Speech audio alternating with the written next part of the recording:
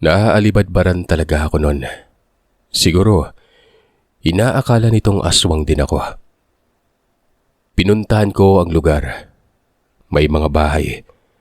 Magkakasunod pero may namumukod tangi sa dulo. Malaki na para bang nakakatakot. Malinis naman ang paligid pero yung mga puno, ang lalaki. Nasa gilid lang na malaking puno ang bahay. 2 palapag. Dahan-dahan akong naglakad. Habang nangyayari naman ito, sinisipat ko ang nadadaanan kong mga bahay. Nakasara ang lahat at tila ba walang nakatira. Marumi, madamo. Ang tingin kong may nakatira ay doon lang banda sa dulo. Kinakabahan ako nun. Napapaisip ako na baka totoo ang mga sinasabi ng matanda. Ultimo nga mga nangyari at itong patungkol sa pamilya nila Carmel. At itong mga nakatira dito. Alam siguro na may aswang kaya nagsialisan nun. Hanggang sa nakarating na ako sa tapat ng bahay nila Ana Marie. Sasangbitin ko sana ang pangalan ng kapatid ko. Pero biglang nagbukas ang bintana sa may itaas. At ang bumungad, walang iba kung hindi si Mateo. Para bang nabunutan ng malaking tinikang lalamunan ko. Ayos lang ang kapatid ko. Kinawayan pa ako nito at sinabing pumasok daw sa loob nun. Narinig kong nagkukumahog ang hagdan. Pagkabukas ng pinto, si Ana Marie at si Mateo ang nasa bukana. Maga ang mga mata ni Ana Marie. Hinila ako ng kapatid ko papasok at kaagad ding sinara ang pintuan. Naroroon kami sa sala nakaupo lahat. Magkakatapat. Nakayuko si Ana Marie. Totoo yung mga sinabi mo sa akin kagabi, tol. May balak ngayong pamilya nila Carmel dito kay Ana Marie. Hinanap ko si Ana Marie. Walang tigil ako nun sa kakatakbo sa daan. May humarang sa akin. Nakakapangilabot yung itsura. Mabuti na lang may napadaang motor. Yung sakay si Ana Marie. Kilala mo naman yung taga-purok na driver, no? Yun yung sinakyan niya. Nakita pa nga yung aswang eh. Ayun, dumiretso kami dito. Nalaman ko lahat kay Ana Marie. Kung hindi daw siya nakaalis nung gabing yun, patay na sana siya. Siguro pati ako ganun din eh. May mga aswang nga sa lugar natin. Ang rami nila. Isang buong angkan. Kaanak nila Ana Marie yun. Walang hiyang yan, oh. Totoo pala talaga. Ikaw ba, Ana Marie, aswang ka din ba? Kaanak mo, di ba? Bakit gusto ka nilang patayin? Tanong ko kay Ana Marie. Sumisingot pa ito at umiiyak. Tumingin sa akin habang lumuluwa ang mga mata. Tumango at sinabing, aswang din daw siya, pero hindi daw masama. Para lang ding pamilya nila Carmel. Nakikisalamuha sa mga tao. Ang problema nga lang, Sir Seth, ay may hidbaan lamang daw sa bawat pamilya nila. Dulot ito ng nagkabintangan kung sinong nagtatraidor. May namatay daw kasi at ito ang pinakapinuno. At ang pinaghihinala ang traidor ay ang mga magulang ni Ana Marie. Hanggang sa lumala ang gulo at pinagpapatay ang mga magulang niya. Sa harap niya mismo. At nangyari yun dito sa bahay na ito. Pero hindi niya nakilala gawa ng nasaan yung aswang ang mga yon. Pero naniniwala siyang kaanak lang din nila kasi nga wala namang ibang galit sa kanila kung hindi lang ang angkan nila Carmel eh. Nabulabog ang mga tao kaya kung mapapansin ko daw, walang nakatira malapit sa kanila dahil sa takot. Wala ding naabutan yung mga pulis noon gawa ng yung mga labi. Tinangay ng kalaban nila Ana Marie. Maliit pa umano si Ana Marie noon. Kinuha siya ng abuelo niya sa side ng nanay. Hindi aswang ang sa side ng nanay niya. At noong lumaki na at kayang buhay ng sarili, saka pa lang siya bumalik dito sa bahay na ito. May mga kapatid si Ana Marie pero sa side naman ng tatay, 2 lalaki at 1 beses lang niya nakita ang mga ito. Noon lang mga sandaling may nangyari sa mga magulang. Pero umalis din naman umano kaagad. Malalaki na yung mga kapatid ni Ana Marie doon. Walang hiya. Ano ba itong napasok natin, tol? Huwag mong sabihin hindi ako damay dito. Yung mga magulang natin. Huwag mo sabing pati yun, hindi sila damay. Lalo't nandito ka pa sa panig ni Ana Marie. Tignan mo yung kalandian mo. Ano na, mabuti sana kung magkasintahan kayo eh. Sagutin mo nga ako kung tama ba itong ginagawa mo. Sambit ko. Nagkatitigan si Ana Marie at si Mateo. Kinumpirma ni Mateo na hindi sila magkasintahan ni Ana Marie pero meron siyang nararamdaman sa babae. Malaki ang malasakit niya dito. Kahit paman umano, nagsabing aswang ito. Dito ko na naisip na nahihibang na talaga itong kapatid ko. Tingin ko kung ako ang nasa kalagayan, parang iisipin ko muna yung sarili ko nun. Pero ano nga bang magagawa kong noong nakatadhana talaga, diba? Maya-maya niyakap ni Ana Marie si Mateo. Hinalikan. Sinabing may gusto din siya dito. Natulala ako noon dahil sa harap ko mismo nangyari ang teleseryeng ito. Napapaluwa nga din ako kasi nga umiyak yung kapatid ko eh. Pero yung iyak ko hindi dahil sa masaya yung kalooban ko, kundi sa isang iglap lang nagkaroon ng problema eh. Posibleng mangyari sa inaharap. Baka, alam mo niya, nasa delikado ako, pati yung pamilya ko, pamilya namin. Yari na talaga dahil may ugnayan na si Mateo sa mga aswang. Sus Ginoo, tol, talaga ba ganito na ba? Yun na, so parang kayo na. Di ba nga sinabi mong hindi kami magkasintahan, tol? Ayan, mukhang magkasintahan na. Ngayon magtatanong ka pa eh. Ito na yun. Gawa ng mahal ko ang kapatid ko ay sinakyan ko na lang kahit pa kontra sa loob ko. Kako bahala na. Nagtanong ako kay Ana Marie sa kung ano ang mangyari sa amin, partikular sa mga magulang namin noon. Sabi naman ng dalaga ay hindi naman siguro gagawin yun nila Carmel. Hindi daw nang tatalo ng kapitbayang aswang. Paniguradong siya lamang umano ang pakay ng mga ito. Giniit ni Ana Marie na wala umanong mangyari sa pamilya namin. Pero hindi ako naniniwala. Gawa ng itong si Mateo, hinarangan ng aswang eh. Siya pa'y nagsabi na pati siya damay na rin nun. Sinabi ko na lang na aaminin ko sa mga magulang namin ang totoo. Uuwi ako. Sabi naman ni Mateo baka magalit si tatay. Sabi ko magagalit talaga yon. Hindi lang basta galit. Bibitayin siya nun at baka isama pa ako. Umuwi ako at gabi na nang makarating sa bahay. Sinabi kong ayos lang ang kapatid ko at nasa bahay ito ni Ana Marie. Ngumiti si nanay. Sabi noon ay walang problema. Ang tatay naman ay hindi mapintang mukha nun. Naniniwala siyang aswang din yung babaeng yan. Tay, nay. Opo eh, aswang po si Ana Marie. At may aswang din talaga dito sa atin. Kaanak nila Ana Marie yung pamilya nila Carmel. May hidwaan. Nung gabi na nawala si Mateo, sinundan po niya si Ana Marie. Kasi nga nalaman ni Ana Marie masamang balak nila Carmel sa kanya eh. Ito lang si Mateo yung problema eh. Sumama kasi. Tay, bangayan yung bawat pamilya nila. Basta pakiramdam ko na damay tayo kasi tong dalawa may namamagitan na ata. Ano? Yudip, sabi ko na nga ba eh. Damay na yung kapatid mo David. Pati tayo. Dati pa may mga pangyaring pagpatay pero mga aswang din yung nagpapatayan. Nag-iingat lang yung mga tao dito. Itanong mo pa dyan sa mga matatanda. Alam nila yung kaganapan. Hala, huwag ka nang babalik doon sa kung saang bahay yun ni Sinong babaeng yun? Hayaan muna natin tong si Mateo. Uuwi yun kapag nasa peligro na. Ano Boyong? Kapag nasa peligro na? Paano kung mapahamak doon? Puntahan na lang natin. Sabat ni nanay.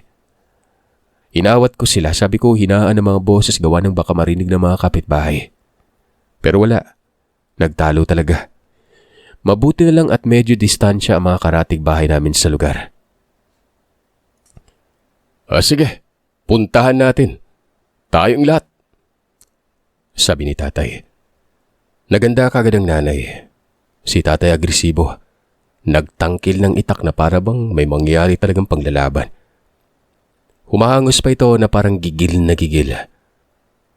Papaalis na sana kami nang bigla namang dumating ang kapatid ni Carmel. Nakahubad pang itaas pa ito tapos nakikita ko noon ang tatay ni Carmel sa unahan. Magandang gabi. Pwede ba magtanong? Umuwi na ba si Mateo? Di ba ikaw si David, yung kapatid mo umuwi na ba? Alam niyo ba kung saan siya ngayon? Nagkatitigan kami ni tatay. Hindi ka agad nakapagsalita. Nasa isip ko na tingin ko parang gustong pumatay na itong lalaking ito eh. Lalo't nakahubad pang itaas tong kapatid ni Carmel. Pangalanan natin itong Arcelo. Ha? Hinahanap niyo din siya. Tinutulungan niyo ba kami? Hinahanap din namin eh. Alam niyo ba kung saan? Wika ng Tatay Boyong. Napabuntong hininga ako na at alam pala ng tatay ang mga sasabihin. Kala ko madudulas eh. Sabi naman ni Arcelo, oo daw, tutulong sila. Pero sa tono ng pananalita nito ay halatang galit. Kinakalabit ako ni nanay. Alam kong ayaw akong pagsalitain ito. Kapag nakita niyo o hindi naman kaya umuwi, ipagbigay alam niyo sa amin ha. Teka, sandali. Bakit kinakailangan pang ipaalam sa inyo, Arcelo? Tikas na parang kayo yung kapamilya. Huwag ka nang magsalita, Boyong. Ano ka ba? Sabat naman ng nanay. Lumapit si Arcelo sa may beranda. Tinitigan kami isa-isa. Ang sabi ay basta't may kailangan daw sila. Huwag na lang umanong magreklamo kung ayaw na magkagulo. Etong si tatay wala na. Kung hindi ko hawak ang kamay, malamang binunot na nito yung itak niya. Alam kong hinahanap nila si Mateo dahil nga alam nilang kasama ito ni Anna Marie. Sabi ko na nga ba damay-damay na. Umalis si Arcelo. Pero yung isa na pakiwari ko ay tatay nila. Nanatili muna saglit na para bang minamatyagan ang kinikilos namin. Hanggang sa umalis na rin yon. Kita nyo na. Wala na. Kalaban na din tayo ngayon. Walang magpapakita ng anumang kinikilos na kaduda-duda ha. Walang aamin sa kung nasaan si Mateo. Hinahanap nila eh. Tsaka hindi natin pupuntahan yon.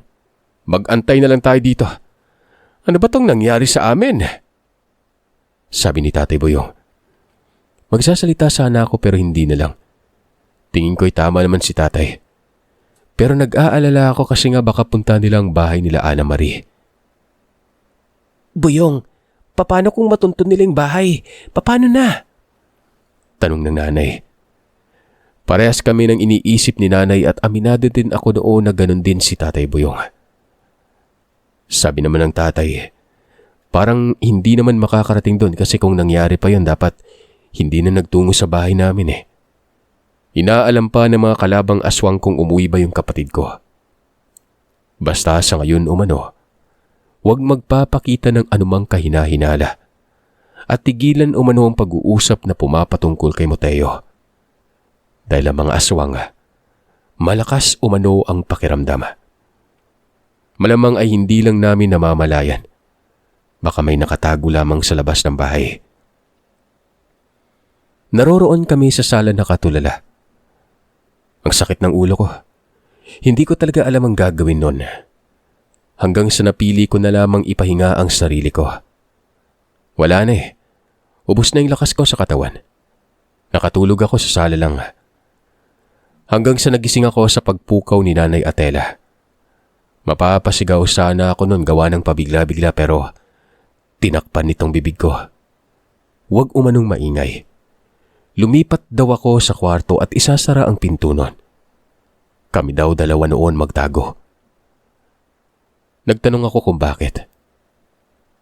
May nangyari sa labas, anak. Parang naririyan ng mga aswang. Naririnig mo ba yung kakaibang tinig na yon? Yan bang parang malalaking butiki? Ayon sa tatay mo, mga aswang daw yan. Naroroon ang tatay mo sa kusina. Basta, dali, pasok sa loob ng silid. Nahihilo pa ako noon. Nagpasuray-suray ng lakad patungo sa may silid. Dalawa ang silid doon at doon kami sa silid nila nanay at tatay. Gaya ng sabi ko ay amakan ng dingding kaya naman kinalikot ko at sumilip sa butas noon. Patay ang ilaw sa loob at bukas naman ang ilaw sa may labas. May nakikita ko. Nasa puno ng niyog. Maitim siya. Hindi ko madetalye ng maayos. Basta't maitim ito at nakapatiwarik yon. Sinabi ko kay nanay na may nakikita akong aswang. Wika naman ito, huwag mag-iingay. Gusto kong sumigaw para mabulabog at makatawag na pansin sa mga kapitbahay, kaso nga lang, baka naman mas lumala pa ang gulo. Ilang mga sandali pa, may nakita na naman ako. Pero sa ibang pwesto.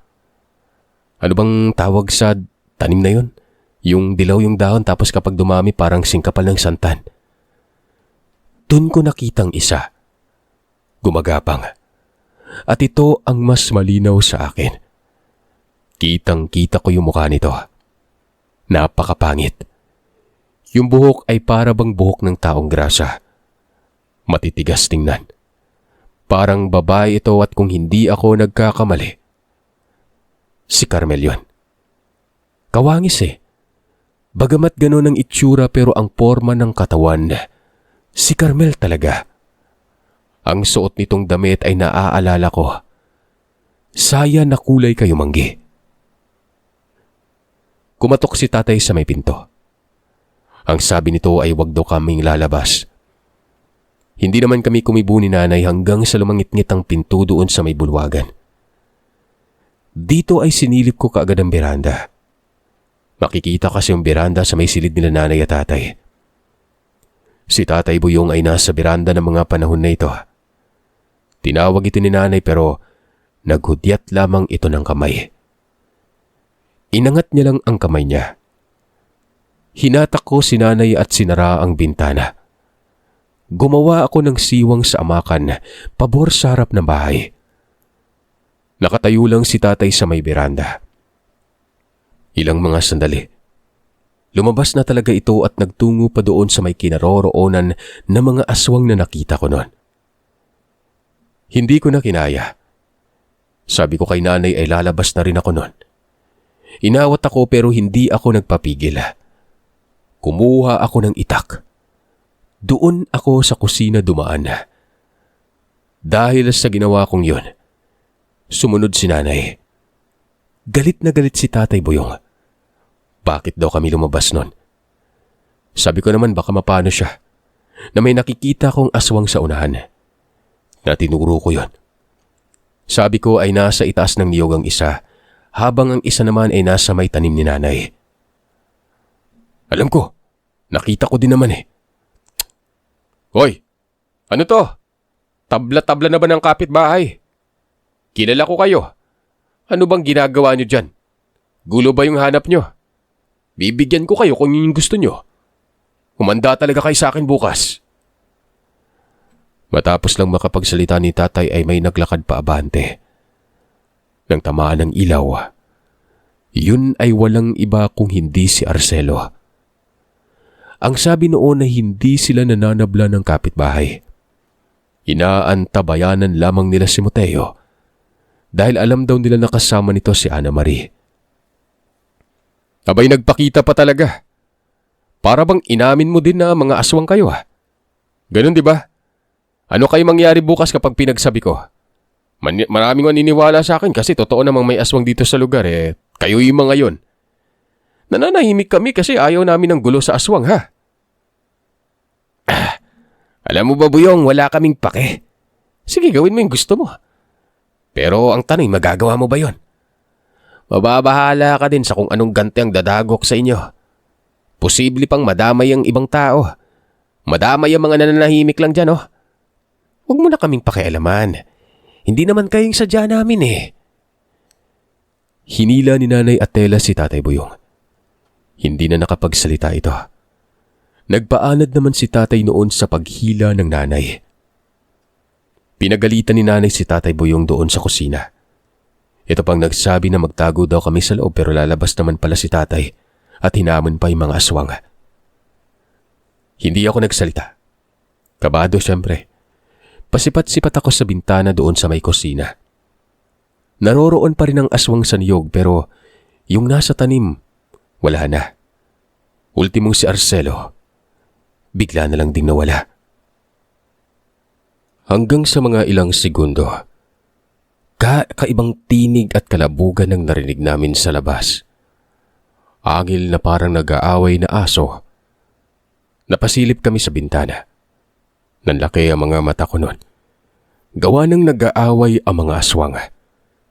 Naroroon sila sa unahan. Naaabot ng ilaw pero hindi gaanong malinaw. Bakit nag-aaway? Ano kayang nangyari? Tanong ng Tatay Boyong. Ilang mga sandali noon ay babungungad sa may pinto sa kusina. Napapitlag ako kasi nga ako ang nasa malapit doon pero nang matamaan ng liwanag, si Ana Marie ito.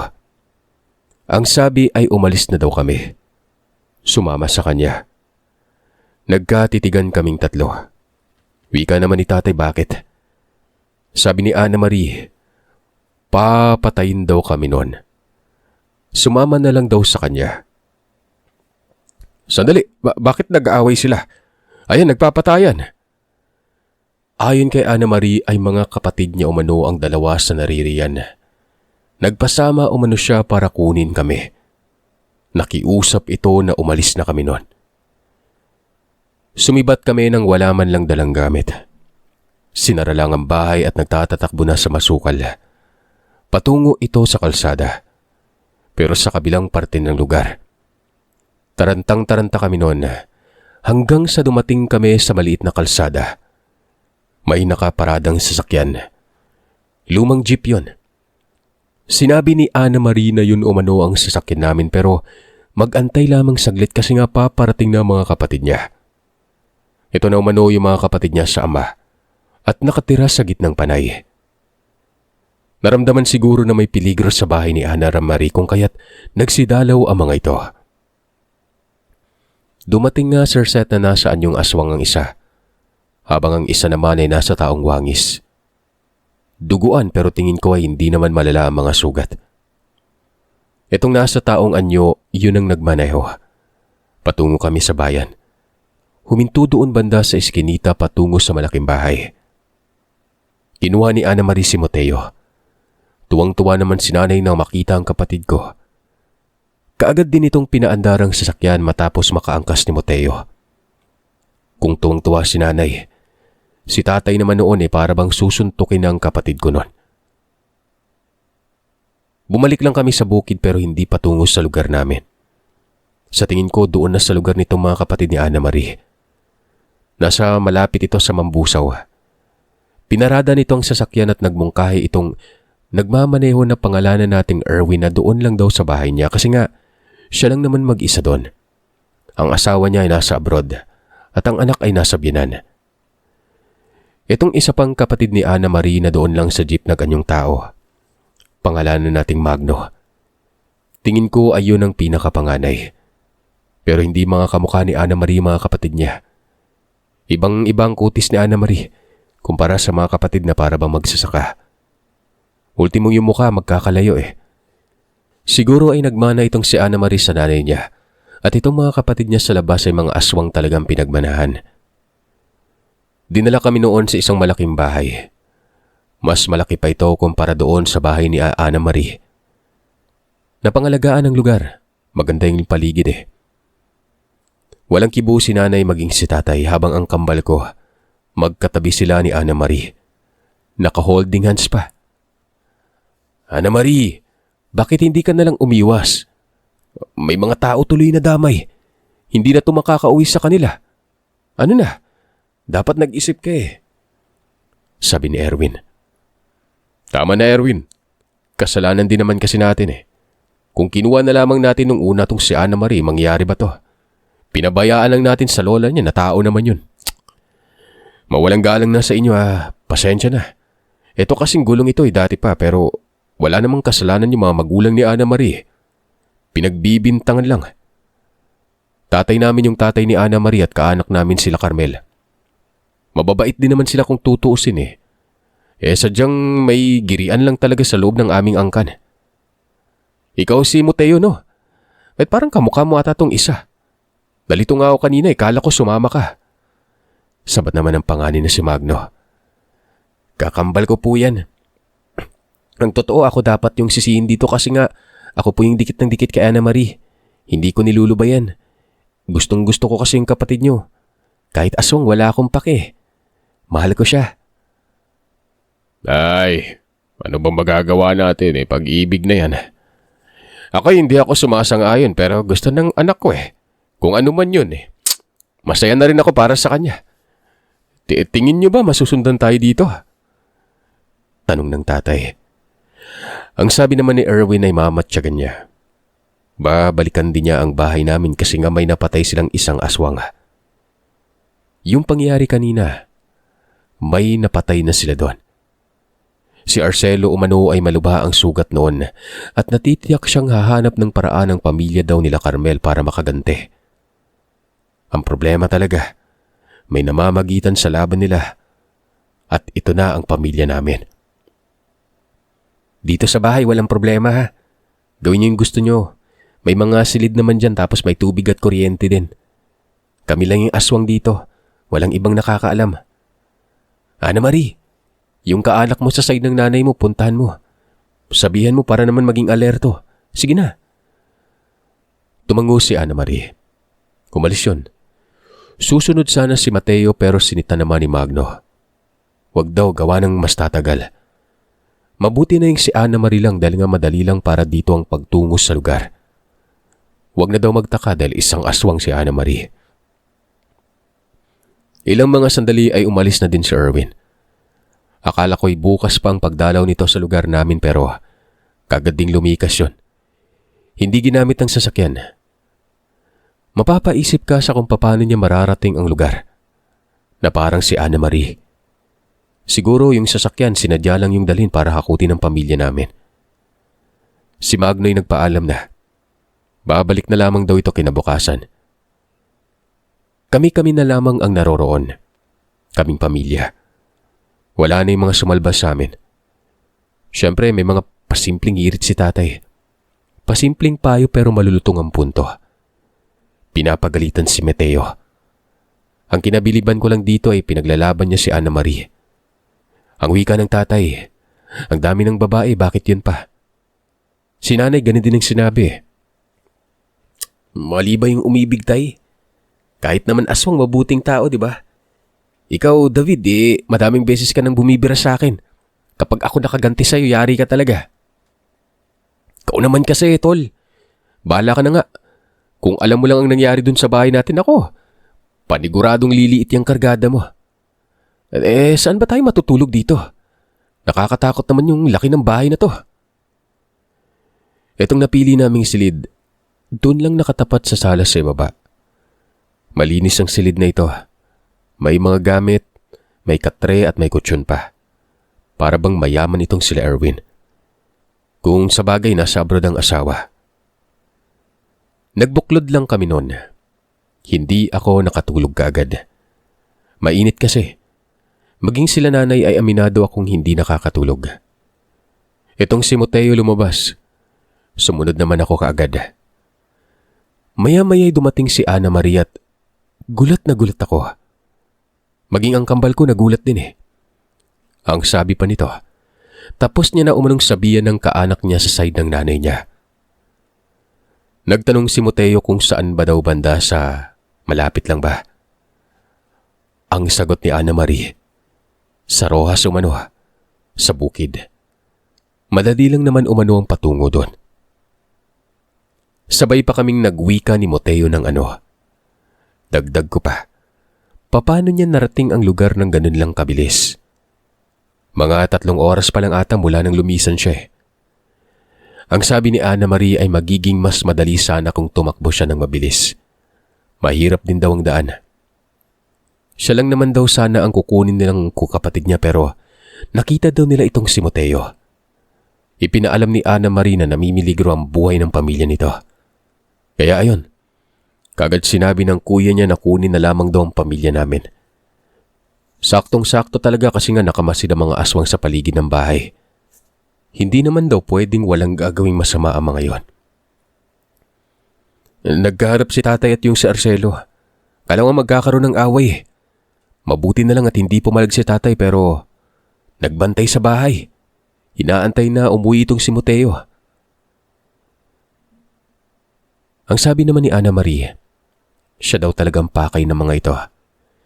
Pero hindi umano imposibleng may mangyari ding hindi maganda sa amin. Mali daw ng duda si Ana Marie. Tumatabla pala ang mga aswang ng kapitbahay.